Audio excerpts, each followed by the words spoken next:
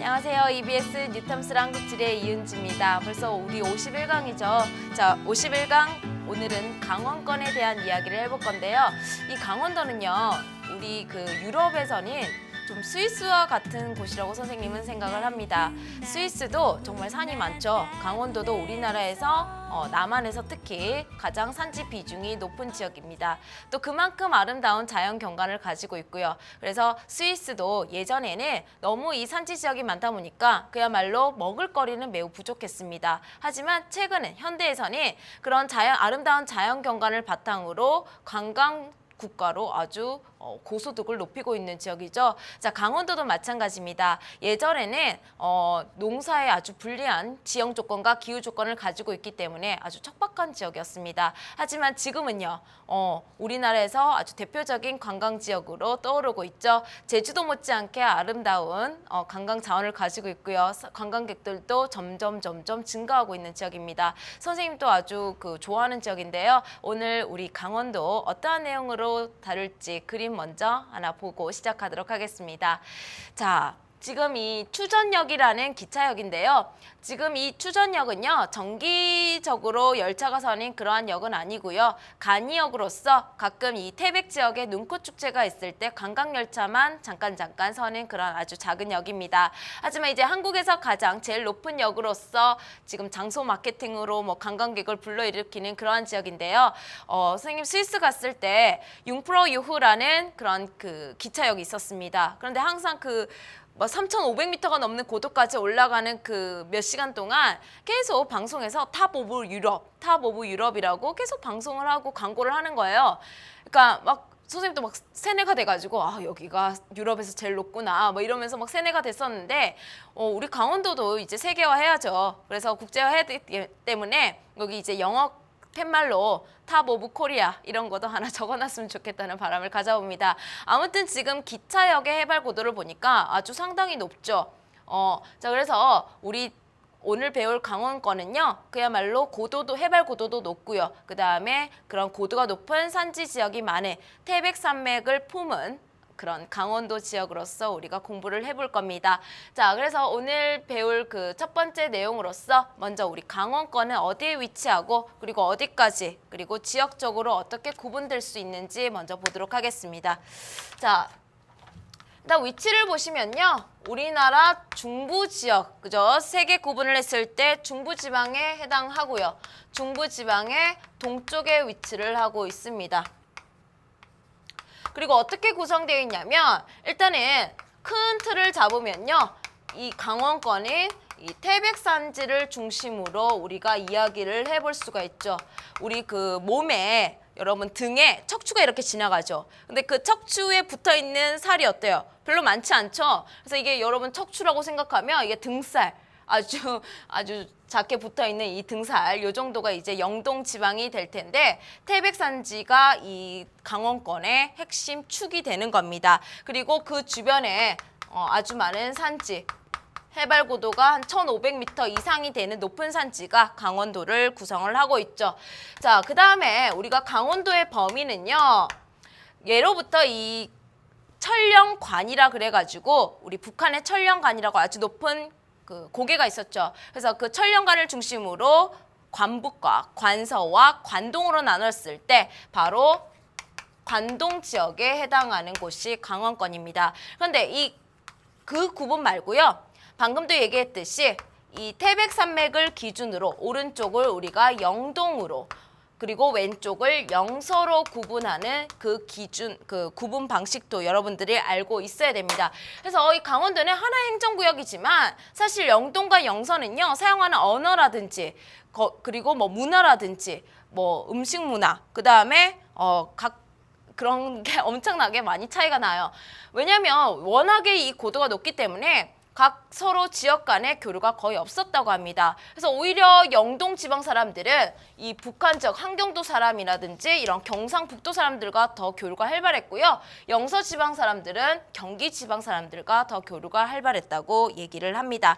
자, 그래서 이 영서와 영동은 선생님 지금 얘기했듯이 문화적인 차이도 크지만 지금부터 배울 지형과 기후 차이를 유발하는 거에 있어서도 아주 큰 요인이 되기도 하죠. 자, 그래서 지금부터 우리 강원권의 그 자연 환경부터 천천히 정리해 보도록 할게요.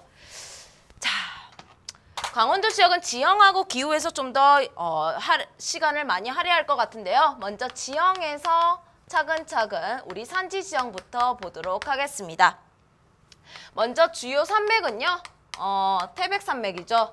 태백산맥은 언제 형성된 거냐면 신생대 제3기의 경동성 요곡 운동에 의해서 융기한 산맥으로서 우리가 1차 산맥이라고 불러주는 겁니다. 그리고 무슨 방향이죠? 한국 방향의 산맥이죠. 그런데 이 태백산맥은요. 어디를 중심으로 더 많이 융기했다?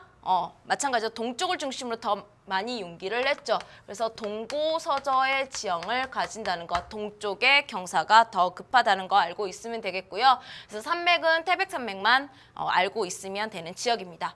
그 다음에 강원권에서 나올 수 있는 산은요. 우리가 돌산과 흑산의 구분 기준에서 봤을 때 돌산은요. 화강암을 기반으로 해서 만들어진 그러한 산이었죠. 그래서 대표적인 그 돌산이 강원권에서는 설악산 그리고 치악산 정도가 시험 문제 나올 수 있는데 산 이름에 악자가 들어갔다는 거는 그만큼 경사가 급하고 오르기 힘든 그러한 산이라는 거. 왜? 화강암 덩어리가 이렇게 있으니까 꼭대기에 있으니까 암벽 등반을 해야지만 꼭대기까지 올라갈 수 있는 그런 험준한 산이다 보니까 이런 이름이 많이 붙여져 있습니다. 그 다음 흑산은요. 편마음이 기반암이죠. 그런데 토양층이 두껍고 식생도 풍부하고 아주 울창한 숲을 이루고 있는 그러한 산인데 강원도에서는 이 5대 산이 가끔 시험 보기에 나옵니다. 자, 그 다음에 산은 산인데요. 자, 이거 아주 중요한 지형 중에 하나죠. 우리나라는 이 융기 지형 4가지가 시험 문제 돌아가면서 거의 매년 출제가 되고 있는데 산이에요. 왜? 고도가 높기 때문에 산입니다. 하지만 평평한 그런 그 지형을 보여주고 있어요. 고위 평탄면인데 얘는요.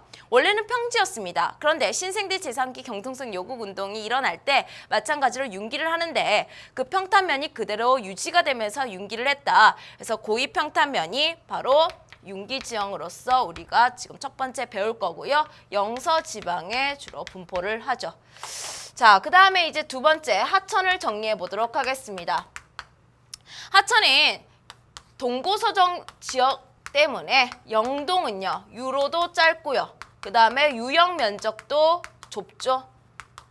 왜? 넓은 유역 면적이 나올 수가 없습니다. 태백산맥을 기준으로 오른쪽은 매우 좁기 때문에 자, 그러다 보니까 동쪽으로 떨어지는 하천의 이름은 끝에가 거의 천자로 끝나요. 우리 뭐 청계천, 안양천 뭐 이런 것처럼 이 여기 보시면 뭐 남대천, 오십천 뭐 이런 것처럼 끝에가 천자로 끝난다는 것은 그만큼 하천의 스케일이 크지 못하다라는 것을 알 수 있죠. 반면에 영서 지역으로 떨어지는 그러한 강에는요.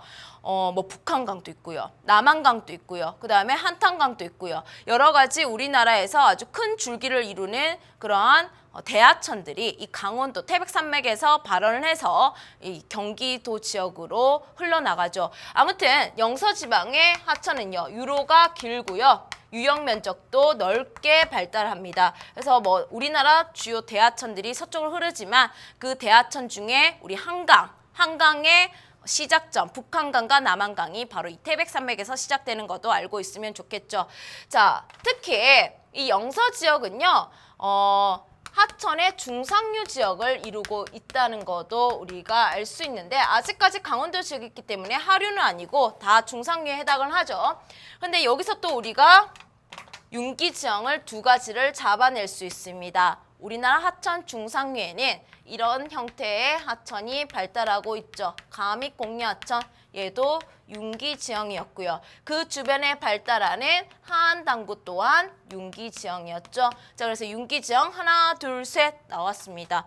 그리고 하천 중상류를 따라서 우리 강원도 지역 군데군데 뭐가 발달되어 있냐면 바로 이 침식분지라는 지형도 잘 발달되어 있습니다. 침식분지. 침식분지가 뭐였습니까, 여러분? 하강암과 편마암의 차별 침식에 의해서 만들어진 이 분지 지형이었는데 우리 강원도의 대표적인 침식분지 지역으로서 양구 그리고 춘천 이런 지역들이 지형도라든지 우리 시험 문제 침식 분지 출제 때 제일 많이 출제되는 지역이 이런 지역들이었죠. 자, 그래서 하천 중상류를 따라서 하천의 차별 침식이 이루어지면서 이런 침식 분지도 형성될 수 있다라는 것을 정리해 주시면 되겠습니다. 자, 그다음에 우리 바다를 정리해 볼 건데요.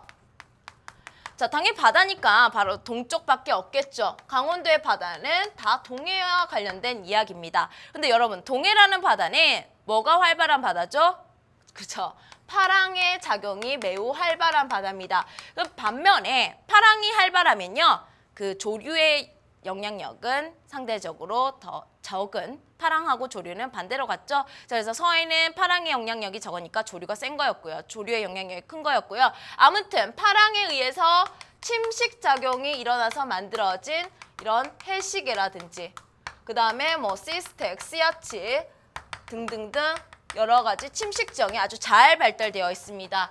그 중에서 이 침식 지형 중에서 과거에는 파시대나 사빈이었습니다. 그런데 얘도 마찬가지로 뭐 받으면서 윤기를 받으면서 형성된 지형, 해안 당구 또한 바로 동해를 중심으로 잘 발달되어 있죠. 왜? 얘도 윤기 지형입니다. 그렇기 때문에 동쪽을 중심으로.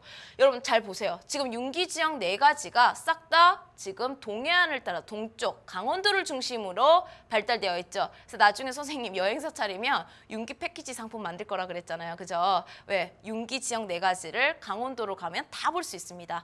자, 그 다음에 우리 파랑의 태적 작용에 의해서 만들어진 지형은 뭐였습니까? 파랑이 만들어낸 태적 지형, 사자가 들어가는 지형들입니다. 사빈, 사주, 이런 것들이 있는데 사구 같은 경우에는 있기는 있지만 서해가 좀 더 발달을 하니까. 그 다음에 주요 지형 중에서 석호가 있었습니다. 그죠? 자, 원래 있었던 침식곡을 바다 해수면이 상승하면서 이렇게 메우고요. 그 앞을 사주가 성장하면서 만들어진 게 석호였는데 석호는 여러분들 어떻게 기억하라? 동해에만 있다고 기억하라고 말씀을 드렸죠. 그래서 석호도 우리 강원도, 동해를 대표하는 그러한 해안 경관입니다. 자, 그래서 여기까지 우리 그 강원도의 자연환경 싹 다 정리한 거고요. 자연환경 중에서 지형을 싹 다 정리한 거고요. 그러면 우리 사진 몇 가지 보면서 쭉 한번 복습해 보도록 하겠습니다. 자, 첫 번째 사진은요, 아주 아름다운 설악산의 모습입니다. 지금 봉우리가 뭘로 이루어져 있습니까? 커다란 화강암 덩어리로 이루어져 있죠. 자, 그래서 이게 아주 대표적인 관광지 설악산의 모습이고요. 봄, 여름, 가을, 겨울 다 아름답습니다. 자, 두 번째 여기는 지금 아주 큰 그 석호와 그 앞을 가로막고 있는 사주, 그리고 사주가 워낙 커져서 지금 사빈처럼 해수욕장처럼 사용하고 있는 것도 보이시죠? 자, 이것도 동해를 가시면 볼 수 있고요. 자, 이거는 지금 고위 평탄면입니다. 여기가 지금 해발 고도가 한 800m 정도 돼요. 그런데 그렇게 막 뾰족뾰족하고 경사가 급하고 이런 느낌이 아니라 상대적으로 완만한 느낌, 그런 느낌이 들죠. 그래서 이런 그런 그 지형에서는 우리가 뒤에서 배우겠지만 고랭지 농업이라든지 목축업이 행해질 수 있는 유리한 지형 조건을 가지고 있다라고도 우리가 알 수 있습니다. 자, 그 다음에 이게 바로 뭐냐면 지금 약간 각도가 틀려서 찍혔기 때문에 정확하게 한반도 모양은 아니지만 여기가 감익공유하천 하면 대표적으로 나오는 그 영월에 있는 한반도 면을 바라보면서 찍은 그런 사진이거든요. 자, 그래서 정선 스카이워크에서 이 영월을 바라보면서 찍은 멋진 감익공유하천의 모습을 보고 있습니다. 그리고 그 주변에 발달된 하안당구의 모습도 보이죠. 다 윤기지형의 결과라는 거. 자, 그 다음 여기가 어디냐면 아주 대표적인 해안당구, 바로 강릉에 있는 강릉 정동진의 해안당구의 모습인데 여기가 지금 해안당구 면이에요. 해안당구 면에 지금 이 크루즈 모양의 배가 지금 그저 배가 산으로 간 것처럼 여기 멋있게 서 있는데 레스토랑의 역할도 하면서 관광객들이 막 전망을 보면서 밥도 먹을 수 있고요. 그 주변에 조각공원도 조성돼 있고요. 자, 그래서 이 해안당구의 모습 어떻습니까? 꽤 많이 윤기했다는 것을 우리가 알 수 있죠. 그죠? 꽤 많이 윤기했구나. 그래서 과거에는 파식대 혹은 사빈이었던 지역이 윤기한 그 해안당구의 모습을 보고 있습니다. 자, 여기까지 선생님과 강원도의 지형 얘기를 해봤고요. 강원도 하면 또 기후 얘기를 빼놓을 수가 없는데 자, 여러분 교재에 있는 거와는 달리 선생님이 조금 다른 자료를 여러분들 그 자료실에다가 올려놨습니다. 자, 그 이유는 조금 이따가 설명을 해볼게요. 자, 기후입니다. 먼저 여러분 이걸 우리 통계치도에서 등치선도라고 하는데 먼저 이 등치선도 중에서 지금 1월 평균기온, 체안월 평균기온이 표기가 되어 있죠. 그 등온선부터 읽을 수 있어야 됩니다. 여러분 지금 등온선의 간격이 태백산맥을 기준으로 영동과 영서의 간격이 매우 다르죠. 영동은 어때요 여러분? 아주 조밀하게 등온선의 간격이 아주 조밀하게 분포를 합니다. 반면에 영서는요. 간격이 넓죠. 새로운 등온이 나오는 간격이 넓습니다. 자, 이거 등고선하고 거의 똑같은 의미를 가지는 겁니다. 왜? 새로운 등온선이 나온다는 거는 새로운 온도가 나올 만큼 고도의 변화가 심하다는 거, 경사 변화가 심하다는 거죠. 즉 여기서 등온선을 읽으면서 우리 뭐를 알 수 있다? 영동 지방이 급경사구나. 그 다음에 상대적으로 여기가 완경사구나. 그래서 고위 평탄면도 우리가 영서 지역에 분포하는 거 앞에서 말씀드렸죠. 자, 그다음 우리 기후에서는요. 이 기후 요인이 아주 중요했습니다. 자, 그래서 그 기후 문제를 풀 때도 만약에 강원 지역을 주고 이게 무슨 아까 사례를 줘요.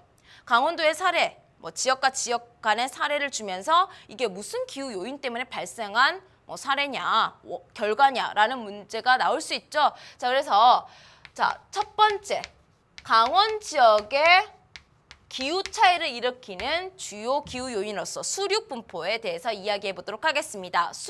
지리에서 숫자는 바다를 의미한다고 했죠. 바다와 대륙의 분포, 즉 물질의 비열 차이에 의해서 설명될 수 있는 이야기가 나올 겁니다. 자, 그래서 우리 여름에는요. 비열 차이 때문에 내륙하고 바닷가, 지금 바다니까 동해죠. 내륙하고 동해를 비교하면 어디가 더 뜨겁다 했어요. 온도가 여름에는 어디가 더 빨리 올라가죠? 비열이 작은 육지, 대륙이 더 빨리 올라가죠. 그래서 여름에는 내륙이 더 더워요. 그런데 겨울이 됩니다. 겨울이 되면 이제는 어디가 상대적으로 온도가 더 천천히 내려간다? 동해가 더 천천히 내려가죠. 그럼으로써 동해가 따뜻해지게 되는 겁니다. 자, 그런데 이 부분 또 따로 떼서 시험 문제 나올 수가 있는데 자, 잘 물어보죠. 왜 겨울에 동해가 내륙 혹은 저 스케일을 넓혀서 황해 지역보다 따뜻하냐? 첫 번째, 지형입니다. 태백산맥이라는 산맥이 여기를 막아주고 있어요. 영동 지역에 차가운 북서계절풍이 부는 것을 막아줍니다. 그리고 영동 오른쪽에 동해라는 바다가 수심이 아주 깊은 열 용량이 아주 큰 온도 변화가 적은 바다죠. 그렇기 때문에 겨울에도 온도가 천천히 떨어진다. 그래서 지형과 이 해양의 영향을 받아서 겨울에는 동해가 더 따뜻하다. 그러면 여러분, 여름과 겨울 간의 그 온도 차이를 빼서 우리가 뭐를 할 수 있다? 연교차를 구할 수 있죠. 그러면 연교차는 어디가 더 큽니까? 당연히 겨울이 더 추운 내륙이 연교차가 더 크게 되는 겁니다. 왜냐하면 여름이 내륙이 더 더운 곳도 있지만 사실 우리나라의 지역차는 여름보다는 겨울이 더 크게 나타나죠. 이거는 비슷해요. 어떻게 보면. 근데 겨울이 훨씬 추운 내륙이 연교차가 훨씬 크게 된다. 그런 것까지도 알고 있으면 좋을 것 같습니다. 자, 그런데 여기가 강원도잖아요. 강원도에서 이제 이 기후 요인, 해발 고도와 관련된 기후 요인이 나올 수 있는 지역이 딱 있죠. 어디냐면 제일 많이 나오는 지역입니다. 바로 대관령 일대입니다. 이 대관령이 왜 많이 나올 수밖에 없냐면 인천, 서울, 춘천, 대관령, 강릉 이렇게 이어지는 즉 같은 위도에 있는 지역으로서 그 같은 위도인데도 불구하고 유독 여름에 시원한 지역이 여기이기 때문인데요. 같은 위도인데 여름에 그렇게 시원할 수 있는 이유는 딱 그 이유밖에 없죠. 해발 고도밖에 없죠. 그래서 무궁무진하게 아주 시험 문제 많이 나왔습니다. 자, 그래서 해발 고도가 높기 때문에 기온이 낮은데 특히 여름철이 서늘하다는 것을 중심으로 여러분들이 알고 있어야 됩니다. 왜? 겨울엔 더 추워요. 당연히 춥죠. 자, 그래서 여름이 서늘하기 때문에 이것을 가지고 우리가 누릴 수 있는 장점이 있기 때문에 이걸 체크해 두시고요. 자, 지금 선생님이 얘기했던 거는 지금 첫 번째 기온에 관한 내용이었습니다. 이게 기온이고요. 자, 두 번째 강수에 대해서 정리를 해보도록 할게요. 자, 강수도 마찬가지입니다. 영서와 영동을 나눠서 태백산맥을 기준으로 영서 지역은요. 이게 포인트죠. 어느 계절에? 여름에 강수 집중률이 높다는 게 포인트입니다. 자, 영서 지역이 바로 어떤 강의 중상류라 그랬죠, 여러분? 한강 중상류라 그랬죠? 선생님 혹시 기억나시려는지 모르겠지만 기후에서 우리나라에서 여름 강수 집중률, 즉 하계 강수 집중률이 최대인 지역이 어디다? 바로 한강 중상류 지역이라고 말씀드렸습니다. 그만큼 한강 중상류에 해당하는 지역은요, 거의 여름에 65%의 비가 집중이 되는 지역들이 여기에 속합니다. 자, 그래서 아주 집중률이 높은데 그만큼 여름에 비가 내릴 수 있는 요소가 많기 때문이죠. 자, 여름 계절풍이 바로 뭐냐면 남서 계절풍입니다. 사실 남동 계절풍이라고 생각하는 학생들이 있을 거예요. 그런데 우리나라 편서풍 지대죠. 그래서 이 남동 계절풍이 뭘로 전향되는 경우가 더 많다? 남서로 부는 경우가 더 많다고 했습니다. 그게 어디에 땅 부딪혀요? 태백산맥에 땅 부딪힙니다.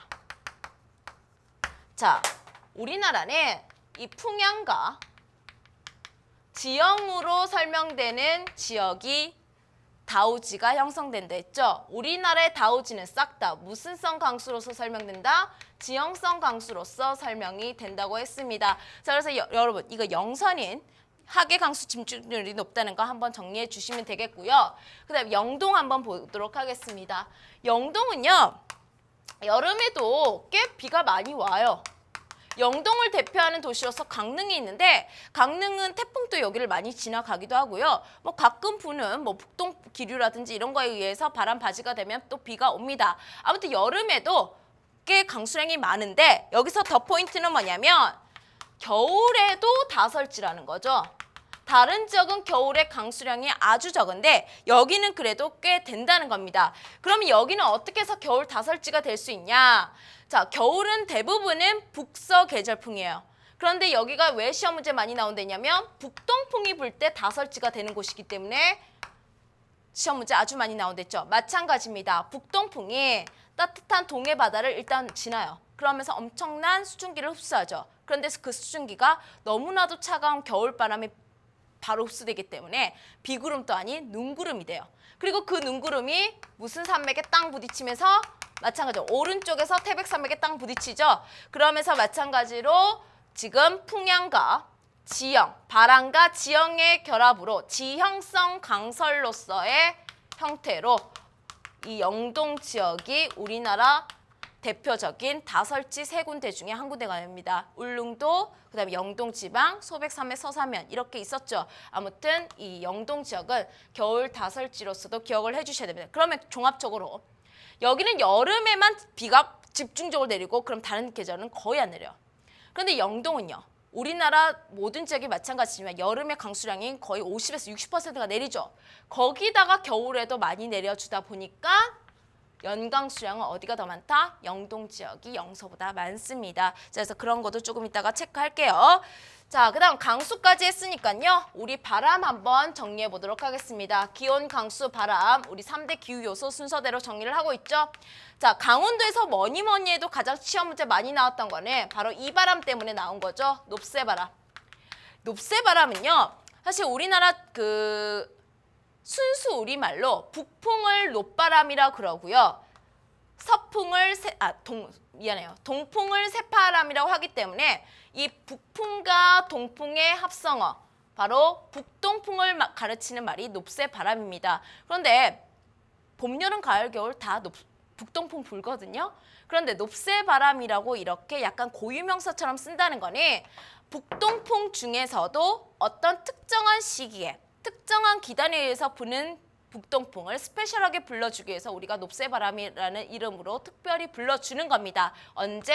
늦봄에서 초여름에. 무슨 기단 때문에? 오호츠크의 기단 때문에. 어디서 어디로 넘어가는? 영동에서 영서로 넘어가는 이 바람이 높새바람이죠. 그죠? 자, 그래서 이때 영동이 무슨 사면이 됩니까? 바람을 먼저 받죠. 바람 바지 사면이 됩니다. 영서가 그럼 어떻게 되는 거예요? 높새바람이 불면 높새바람에 의해서 영서는 바람 의지가 되죠. 바람 그늘이 됩니다. 바람 의지, 바람 그늘. 자, 오른쪽은요. 지금 공기가 이렇게 고도가 상승하기 때문에 기온은 내려가고요. 일정 고도에서 이 공기가 응결을 하게 되면 비구름이 되고 그야말로 이 바람 바지에서 비가 오는 겁니다. 반면에 영서는요. 지금 기온이 올라가는 구역이에요. 그런데 조금 선생님이 자세히 설명은 뭐라 했습니까? 오른쪽에 비를 다 뿌렸기 때문에 이 넘어가는 바람은 비열이 아주 작은 바람이에요. 온도 변화가 더 심하게 올라갑니다. 올라가긴 올라가는데 떨어지는 율보다 더 큰 율로서 기온이 올라가요. 훨씬 더 고온해지고 건조해진 바람으로 이 영서 지방에 높새 바람이 불죠. 그래서 영서 사람들은 택리지에 이렇게 적혀 있습니다. 영서 지방 사람들은 높새 바람을 싫어한다. 왜? 늦봄에서 초여름은요 한참 모내기를 해놓은 철인데 이 고온 건조한 높새 바람이 불어버리면 영서 지방 사람들은 이 겨우겨우 열심히 해놓은 모내기에 아주 아기 벼들이 다 말라 죽어버리는 거예요. 드라이기 씩 부린 것처럼. 그래서 살곡풍이라고 불렀다고 했죠. 곡식을 다 죽여버린다 그래서 택리지에 뭐라고 적혀 있냐면 영서 지방 사람들은 서풍이 불기를 원한다라고 적혀 있습니다. 왜? 서풍이 불어야 영서에 뭐가 오니까? 비가 오니까. 자, 그래서 이 높새 바람은 강원도 지역에서 아주 시험 문제에 자주 나왔던 것이고요. 그 다음에 이 바람에서 강원도는 풍속이 아주 세고 그 센 풍속이 아주 일정한 방향으로 부는 지역이 많습니다. 왜? 고도가 어떤 지역이죠? 고도가 높아요. 선생님 뭐라 했습니까? 산 위로 올라가면 올라갈수록 그 바람을 막아서는 마찰력이 작용하는 요인이 없어진다 했죠. 그래서 풍속이 센 지역이 많기 때문에 우리나라에서 무슨 발전소의 입지로 아주 유리한 지역이 많다? 풍력발전소의 입지로 유리한 지역이 많다고 말씀을 드렸습니다. 그래서 우리 강원도의 바람까지 정리를 했으니까요. 그러면 이 내용을 바탕으로 기후 다 정리했으니까 기후 그래프 보시면서 다시 한번 이야기해 보도록 할게요. 자, 춘천은요 영서 지역을 대표하는 지역으로 하나 나왔고요. 강릉은 영동의 대표 지역으로 나온 거죠. 자, 기후 그래프 분석을 할 때는요 우리나라에서 뭐니 해도 몇 월 기온이 제일 지역차를 설명할 때 제일 중요하다? 1월 평균 기온이라고 했습니다. 1월. 자, 그래서 영서와 영동을 설명을 할 때 1월 평균 기온을 딱 보시면 영서는 1월 평균 기온이 어떻습니까? 낮죠. 영동은요. 강릉 보니까 0도가 넘어요. 꽤 따뜻한 겁니다.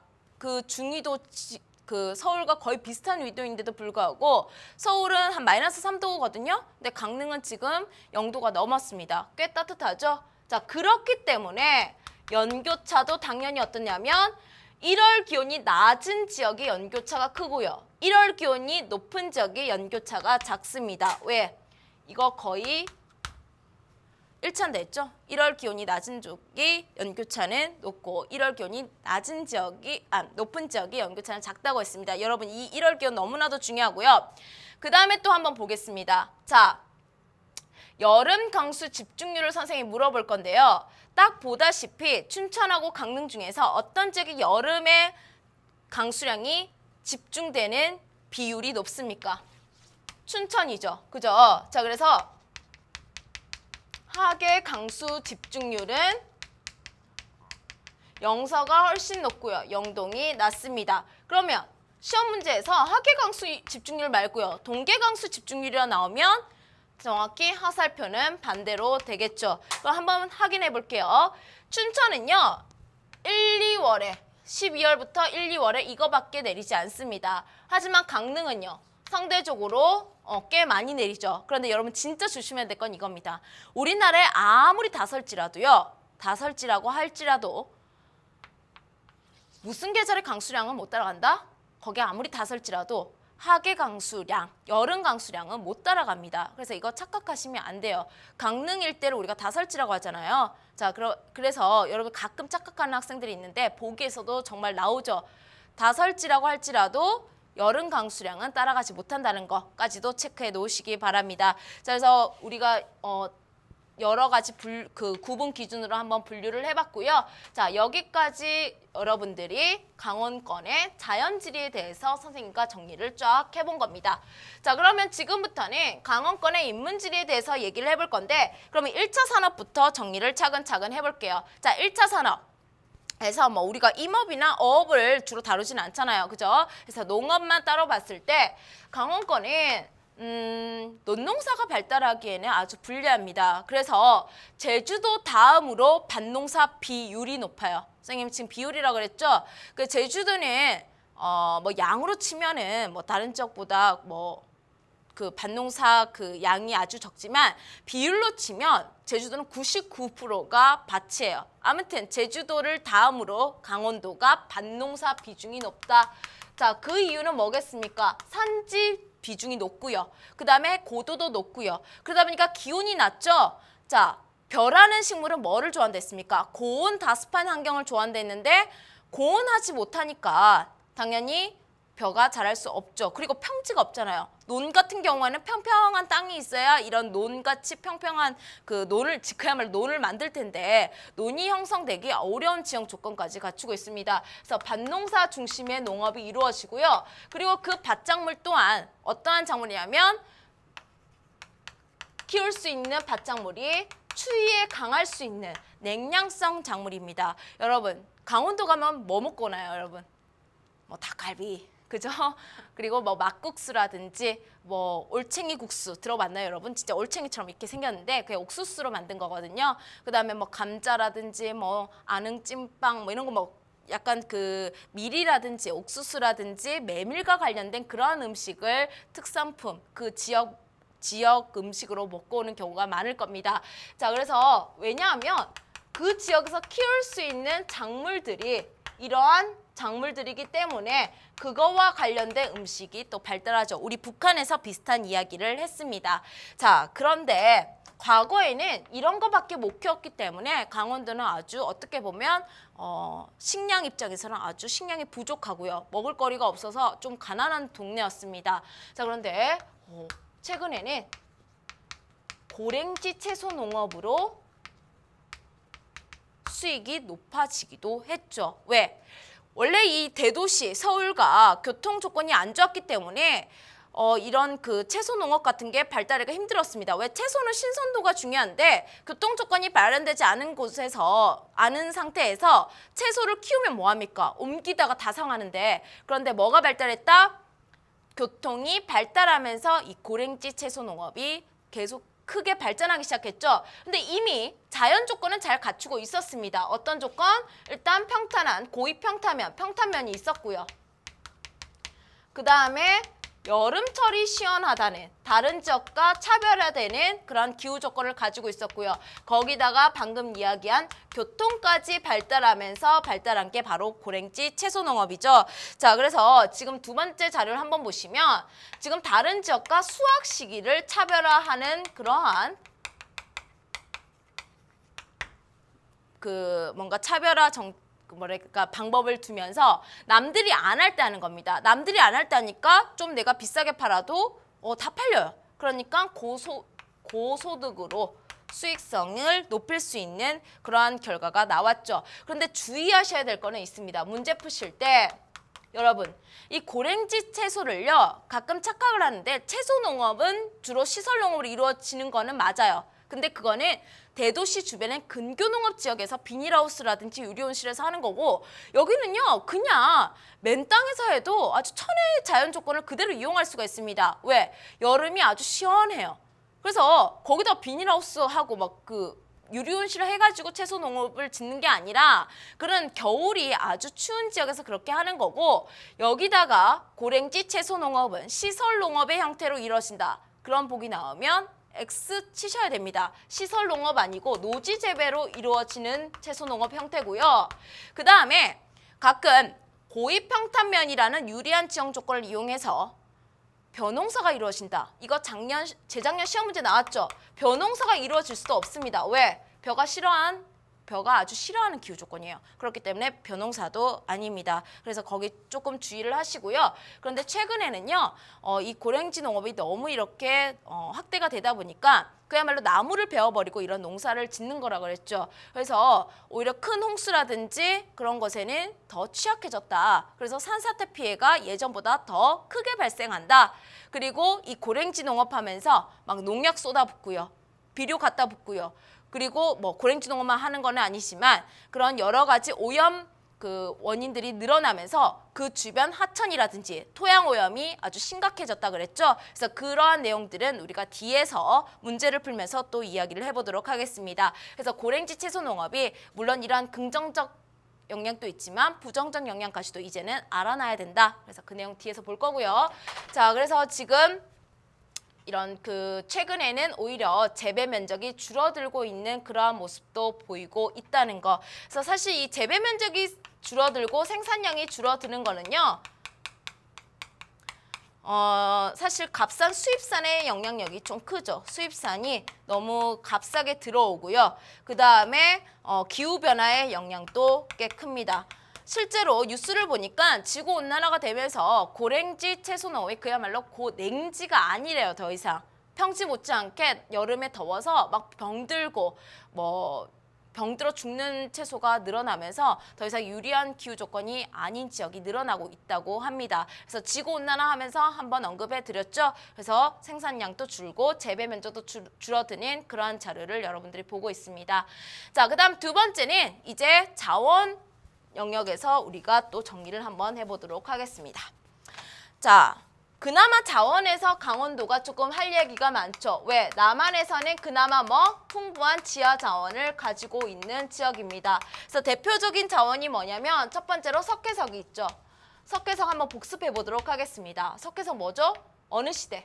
고생대 전기, 즉 조선계, 바다에서 쌓인 그러한 지하 자원이었습니다. 그래서 우리나라 강원도에서는요, 영월이라든지 삼척과 같은 지역에서 이 석회석 생산량이 아주 많죠. 그리고 그걸 이용해서 무슨 공업이 발달한다? 시멘트 공업이 발달하고 있고요. 실제로 이 석회석은요, 우리나라에서 가채 연수라든지 매장량이 아주 많고 질도 괜찮기 때문에 경제적 의미를 가지는 자원이라고 말씀을 드렸습니다. 자, 그래서 이거는 또 우리가 공업에서 한번 정리를 해본다면 원료 지향성 공업의 대표였습니다. 라고도 우리가 복습을 한번 해볼 수가 있겠죠. 자, 그 다음 두 번째 자료는 그 자원은 뭐냐면 무연탄이 있는데 이거는 일단 고생대 후기부터 중생대 초기까지 평안계라는 지층에 쌓여 있는 그러한 지하 자원입니다. 육성층이고요. 한때 태백이라든지 정선이라든지 이런 일대에서 이 무연탄 광산 채굴 작업 그리고 생산량도 아주 상당했죠. 그리고 아주 잘 나갔던 도시입니다. 그런데 뭡니까? 아주 값싼 수입산이 들어오고요. 그 전에 우리나라가 원래 가정용 연료로서 무연탄, 연탄을 많이 뗐어요. 근데 어때요? 소득이 높아지고 생활 수준이 좋아지다 보니까 사람들이 연탄 이렇게 열 효율도 별로 안 좋고 갈고 이런 것도 좀 귀찮고 힘들고 그다음에 또 질식사의 위험성까지도 있죠.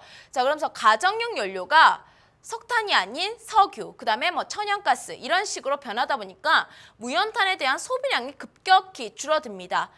소비량이 줄어들다 보니까 생산량 또한 어떻겠습니까? 당연히 줄어들죠. 그래서 국가적으로도 어떤 정책을 펼치냐면 석탄 산업을 좀 합리적으로 생각해 봤을 때 캐는 게 합리적이야, 안 캐는 게 합리적이야? 안 캐는 게 합리적이다. 그래서 석탄 합리화 정책의 일환으로 폐광을 시키기 시작을 했죠.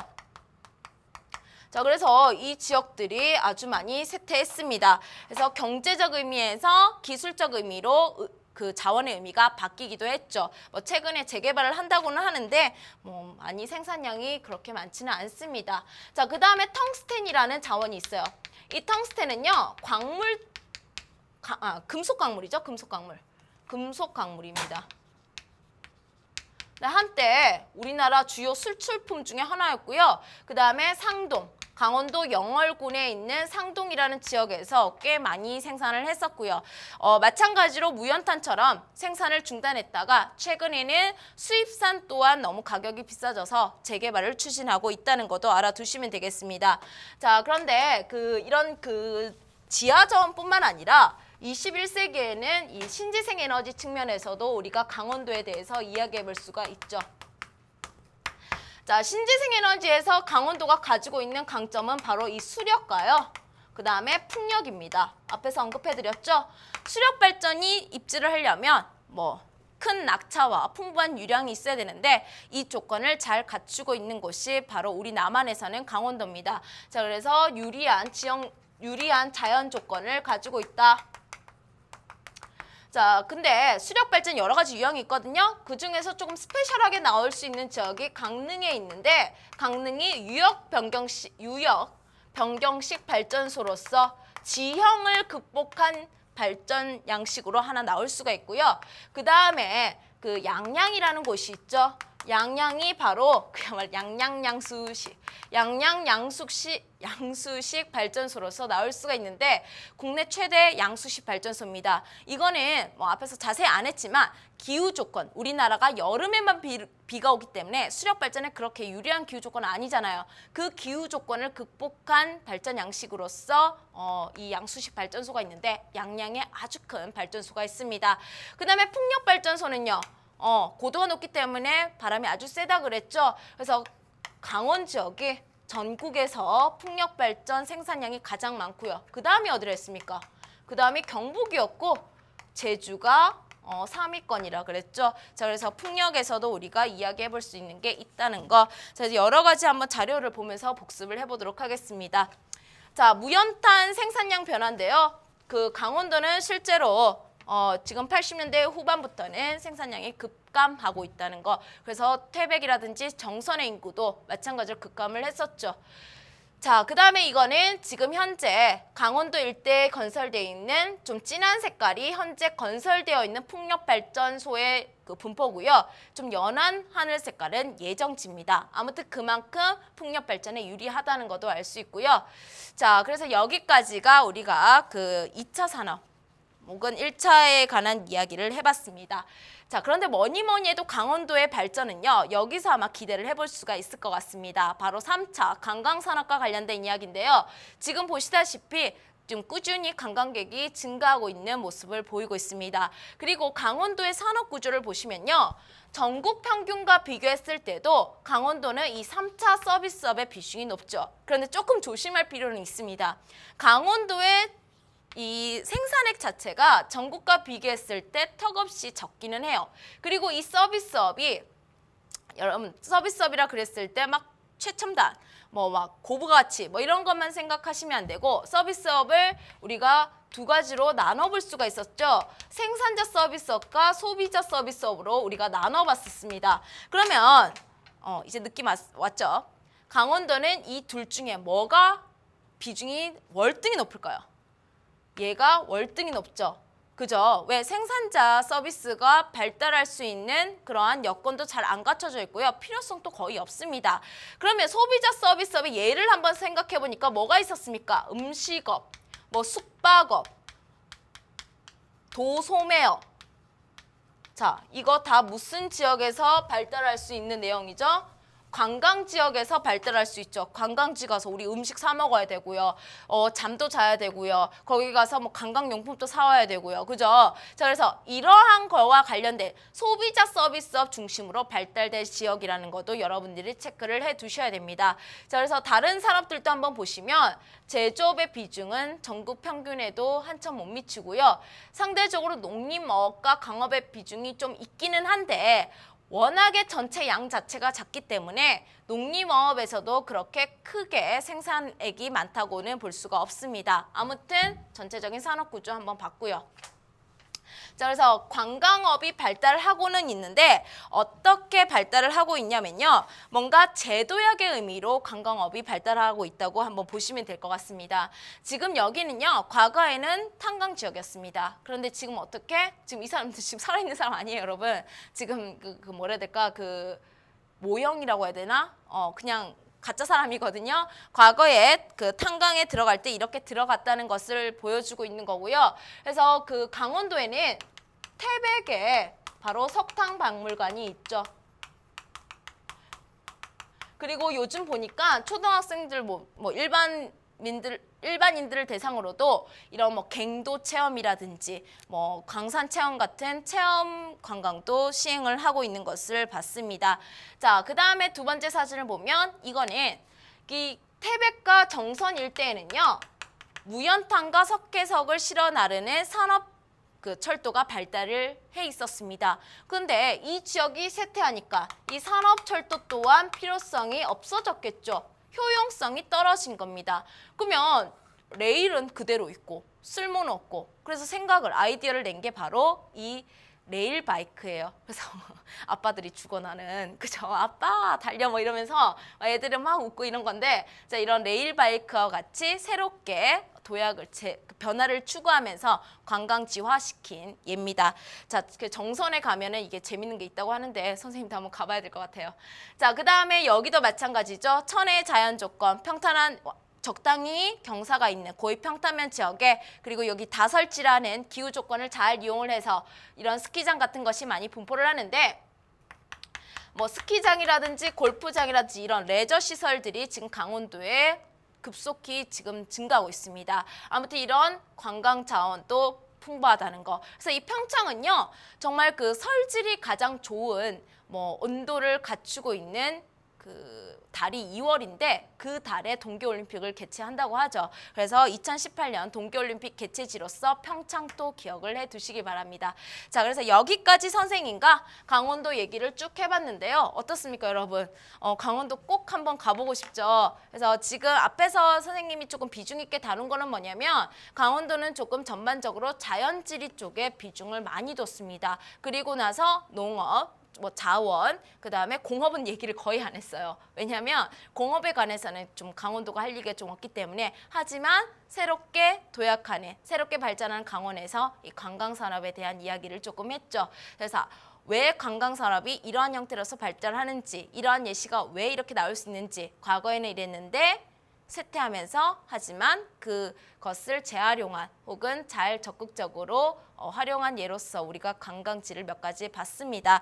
자, 그래서 이러한 내용을 바탕으로요, 우리 다음 시간에 강원도 한번 전체적으로 정리를 한번 해보고 문제풀이에서 여러 가지 내용들을 덧붙여서 공부해보는 그러한 시간을 가지도록 하겠습니다. 52강이고요. 먼저 문제를 단원 종합까지 쭉 풀어서 준비해 주시면 좋을 것 같습니다. 그럼 다음 시간에 강원권의 지역 특성과 산업의 변화, 문제풀이 시간에서 만나도록 하겠습니다. 수고하셨습니다.